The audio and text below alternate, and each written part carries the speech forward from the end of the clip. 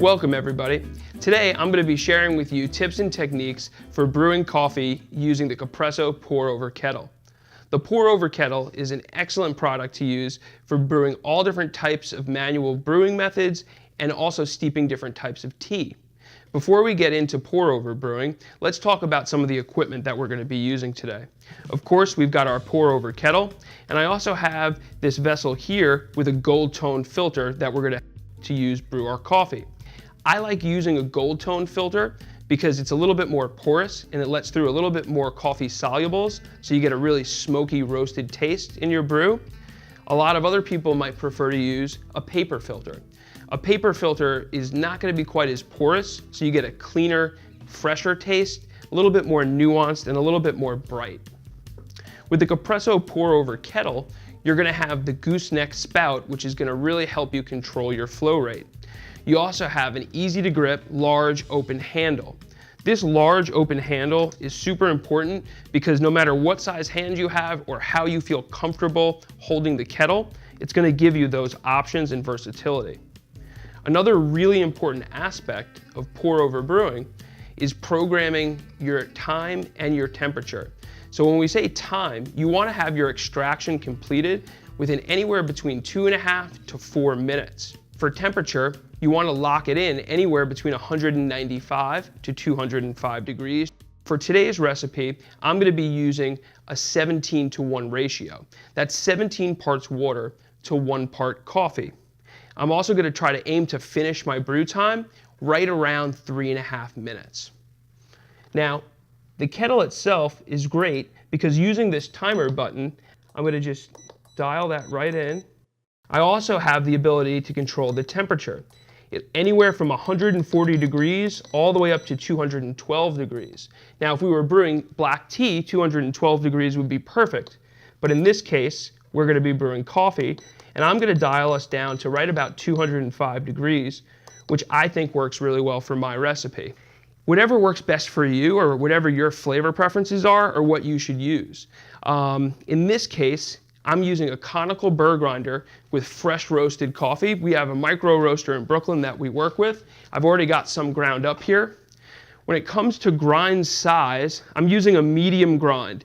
So this is going to be coarser than an espresso grind, but it's going to be finer compared to, say, something like a French press. The next thing I'm going to be using is a kitchen scale. This kitchen scale is going to be really helpful for me when we control our ratios. I'm also going to go ahead and just get our kettle started to heat so we're all ready to go when it's time to brew. Now, for my kitchen scale, I'm going to turn it on, and I'm going to use my tare function. So I'm going to zero everything out and then add my 33 grams of coffee. And I can see that I've got exactly 33 grams to start with. And I'm going to go ahead and tare again. So now I'm back down to 0.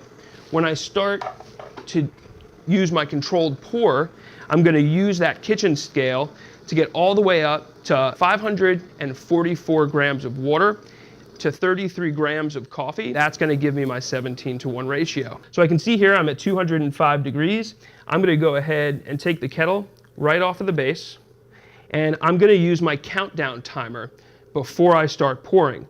By pushing the plus button, I start that 3-minute and 30-second timer, and perfect. Now, my first pour is going to be the bloom. I'm going to just pour about 50 to 75 grams of water, and I'm going to try to get everything saturated and give everything just a little break. This lets the coffee release natural gases. That smell, that aroma gets in the air, starts to make you feel nice and happy, and we're going to let it sit for just about 30 seconds before we start or continue on with our pour. And this countdown timer is really helpful for that. I can always just shift my eyes over to the countdown timer and see exactly where I'm at.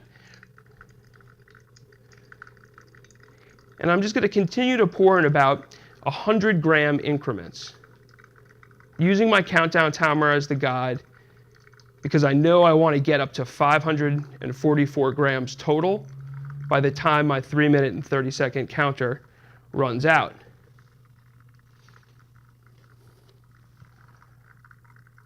Now, for my grip, I like to use this molded thumb guard, and I'll point that out to you in just a second here. as I continue my pour. This molded thumb guard gives me the ultimate control, so I really like that in my flow rate. But some other people may like to hook their thumb underneath.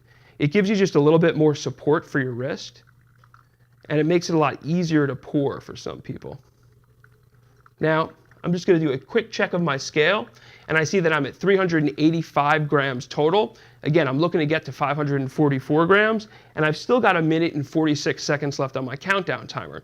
So I'm using all these tools to help monitor my pour-over brew, and that's what's going to give me the best results at the end.